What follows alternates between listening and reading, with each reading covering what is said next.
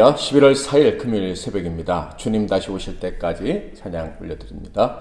주님 다시 오실 때까지 나는 이 길을 가리라. 좁은 문 좁은 길 나의 십자가 지고 나의 가는 이 길 끝에서 나는 주님을 보리라. 영광의 내 주님 나를 맞아주시리. 주님 다시 오실 때까지 나는 일어나 달려가리라. 주의 영광 온 땅 덮을 때 나는 일어나 노래하리. 내 사모하는 주님 온 세상 구주시라. 내 사모하는 주님 영광의 왕이시라. 오늘 하나님께서 주시는 은혜 말씀은 구약성경 다니엘서 8장 말씀이 되겠습니다. 다니엘서 8장 말씀 중에서 마지막 2절 26절 27절을 봉독해 드리겠습니다. 이미 말한 바 주야에 대한 환상은 확실하니 너는 그 환상을 간직하라. 이는 여러 날 후의 이름이라 하더라. 이에 나 다니엘이 지쳐서 여러 날 앓다가 일어나서 왕의 일을 보았느니라. 내가 그 환상으로 말미암아 놀랐고 그 뜻을 깨닫는 사람도 없었느니라. 아멘.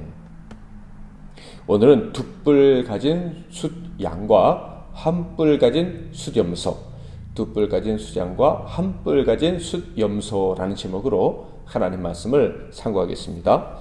다니엘서 8장은 하나님께서 다니엘에게 주셨던 두 번째 환상에 대한 말씀입니다. 이 환상, 이 묵시 역시 바벨론의 마지막 왕인 벨사살 왕 때 주신 것입니다. 1절에 보면 나 다니엘에게 처음 나타난 환상 후 벨사살 왕 제3년에 다시 환상이 나타나니라. 그가 환상을 통해서 본 것은 두 마리의 짐승이었는데요. 첫 번째는 두 뿔 가진 숫양이었고 두 번째는 한 뿔을 가진 숫염소였습니다. 그러니까 뿔 두 개가 나 있는 양이 먼저 나오고 그 다음에 뿔이 하나밖에 없는 숫염소가 나온다라는 것을 알 수가 있죠. 자, 그렇다면 두 뿔 가진 숫양은 어떤 모습이었으며 그것은 무엇을 상징하는 것이었을까요? 먼저 두 뿔 가진 숫양의 모습을 확인해 보면 3절 내가 눈을 들어본즉 강가에 두 뿔 가진 숫양이 섰는데 그 두 뿔이 다 길었으며 그중 한 뿔은 다른 뿔보다 길었고 그 긴 것은 나중에 난 것이더라. 두 개의 뿔을 가지고 있지만 한 뿔이 좀 더 길었다라는 것을 알 수가 있어요. 그리고 그 두 뿔을 가진 숫양을 당해낼 짐승은 하나도 없었다. 이렇게 기록되어 있습니다. 4절 내가 본즉 그 숫양이 서쪽과 북쪽과 남쪽을 향하여 받으나 그것을 당할 짐승이 하나도 없고 그 손에서 구할 자가 없으므로 그것이 원하는 대로 행하고 강하여졌더라.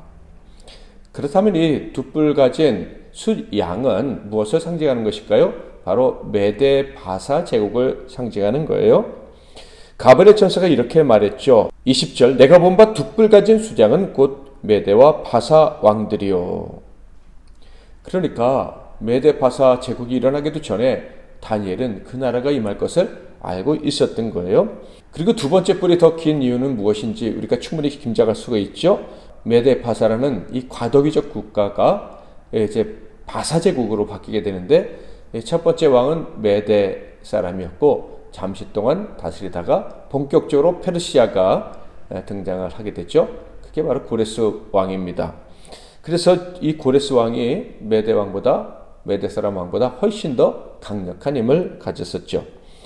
이 두 뿔 가진 숫양을 대항할 자가 없다는 말씀은 서쪽, 북쪽, 남쪽을 다 정벌했다 이렇게 묘사되고 있는데요. 서쪽으로는 바벨론, 아람, 소아시아, 지금 터키 지역이죠. 그리고 북쪽으로는 아르메니아, 카스피해 쪽을 다 점령했다고 합니다. 러시아 쪽이고요.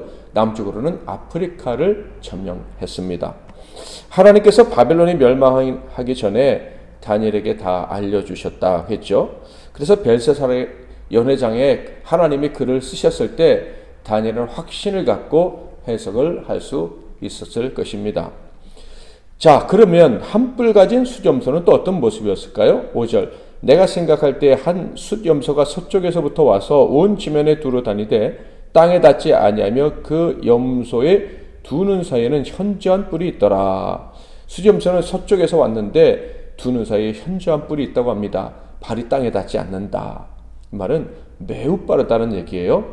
아주 굉장한 속도를 가지고 수장에 달려와서 수장을 쳐부셨다. 이런 얘기인데 6절 7절 그것이 두 뿔 가진 수장 곧 내가 본 바 강가에 섰던 양에게로 나아가되 분노한 힘으로 그것에게로 달려가더니 내가 본즉 그것이 수장에게로 가까이 나아가서는 더욱 성내어 그 수장을 쳐서 그 두 뿔을 꺾으니 수장에게는 그것을 대적할 힘이 없으므로 그것이 수장을 땅에 엎드러뜨리고 짓밟았으나 수장을 그 손에서 벗어나게 할 자가 없었더라.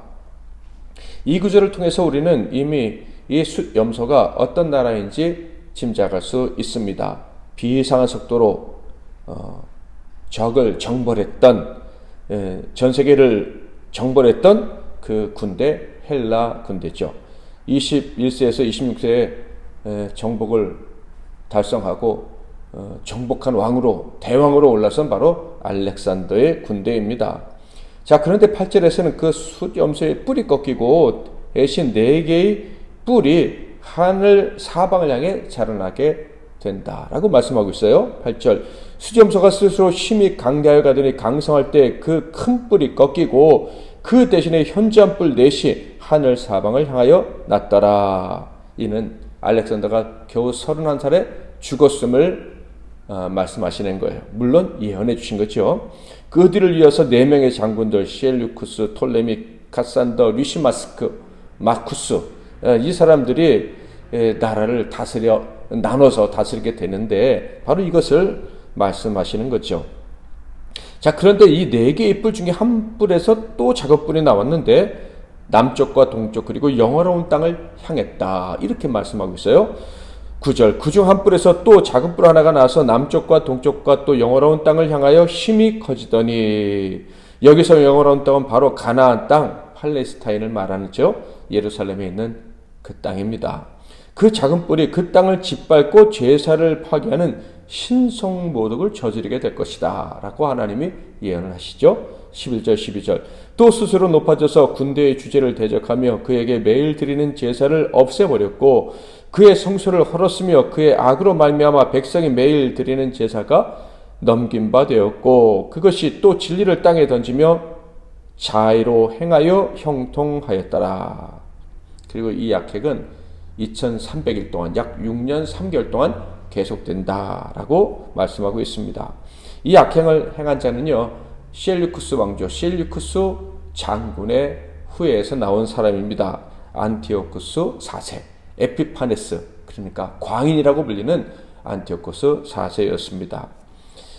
하나님께서는 환상을 통해서 이 안티오쿠스 에피파네스가 어떤 사람이었는지 묘사해 주시는데 23절 이 내 나라 마지막 때에 반역자들이 가득할 즈음에 한 왕이 일어나리니 그 얼굴은 뻔뻔하며 속임수에 능하며 그의 특징은 뻔뻔하고 속임수에 능한 것이다.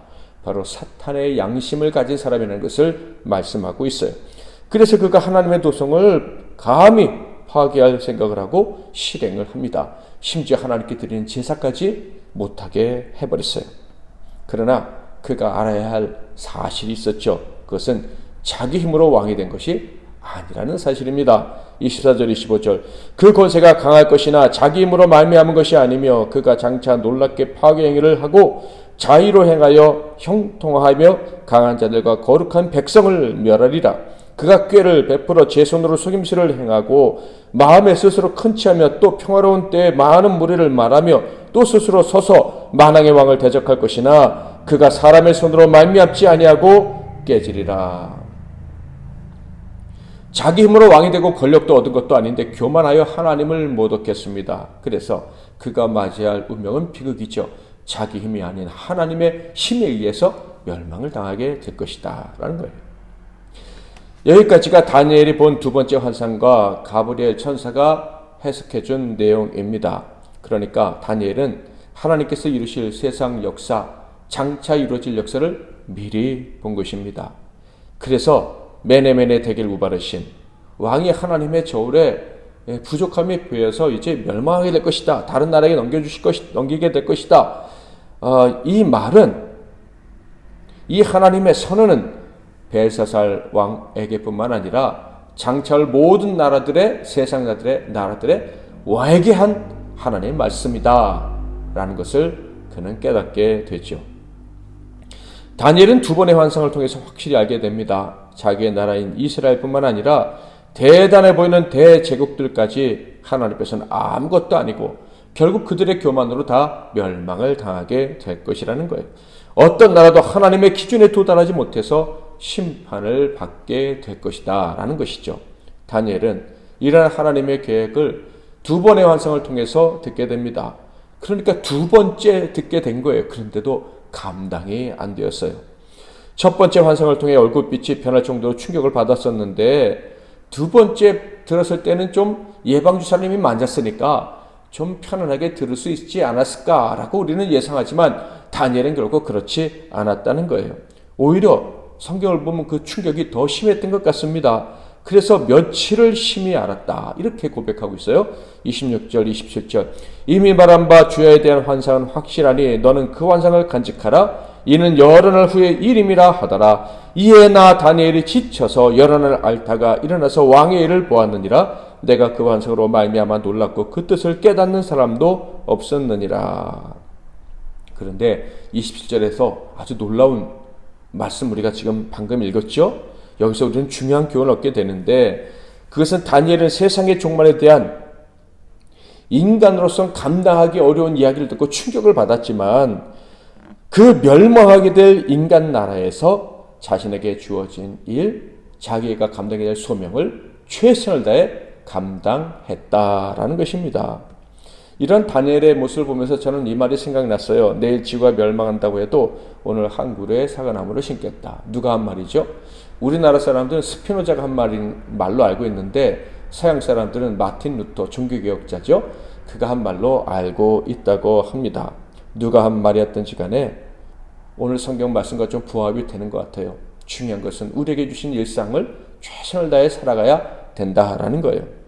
어쩌면 우리 성도님들 중에는 근래 국제 정세를 보면서 종말이 가까운 것 아닌가라는 생각을 하시는 분이 계실지도 모르겠다라는 생각이 들었어요. 러시아와 우크라이나 그리고 중동 국가들, 중국과 대만, 우리나라와 북한 이런 나라들이 언제 더 심각한 분쟁으로 치닫게 될지 정말 모르는 그런 위기 상황에 우리가 있다는 것을 느끼면서 3차 대전이 일어나는 것은 아닐까라고 걱정하는 분이 계실지도 모른다라는 생각이 듭니다. 자, 바로 이러한 때 우리는 어떤 태도를 가지고 살아가야 할까요? 무서운 심판이 임할 것을 홀로 알았던 다니엘은요, 주어진 일상에 최선을 다했습니다. 그것이 오늘 우리에게 주시는 교훈이 아닐까 생각해 봅니다. 내일 어떤 일이 우리에게 일어날지 모르지만 우리는 오늘 우리에게 주어진 하루에 감사하면서 그저 우리에게 주어진 일상에 최선을 다해야 할 것입니다. 사랑할 자들을 더 사랑하고 힘써 복음을 전하고 또 이웃을 위해 기도하며 살아가야 할 것입니다. 무엇보다 심판의 날이 가까이 오면 올수록 모이기를 힘쓰라 하신 하나님 말씀을 기억하면서 예배하고 성도 간에 교제하는 일에 더욱 최선을 다하는 저와 여러분이 되기를 주님의 이름으로 축복합니다. 말씀 붙잡고 기도하시고 또 승리하시는 하루 되시기를 바랍니다. 하나님 아버지, 세상 역사의 종말을 하나님의 사람에게 미리 알려주신 그 은혜에 감사합니다. 그리고 그 종말에 대해 알았던 자가 어떻게 살아야 했는지 본을 보이게 하심도 감사합니다. 우리는 마지막 때 임박한 진노, 임박한 심판에 대해 살아가고 있습니다. 그러나 우리는 이때 어떻게 살아가야 되는지를 말씀을 통해 압니다. 우리에게 주어진 일상 감사함으로 최선을 다해 살게 하시고, 그리고 마지막 심판의 때에 멸망받을 그 사람들을 불쌍히 여겨 그들을 구원하기 위해서는 그런 우리의 삶이 되게 하옵소서. 예수 그리스도의 이름으로 기도하옵나이다. 아멘.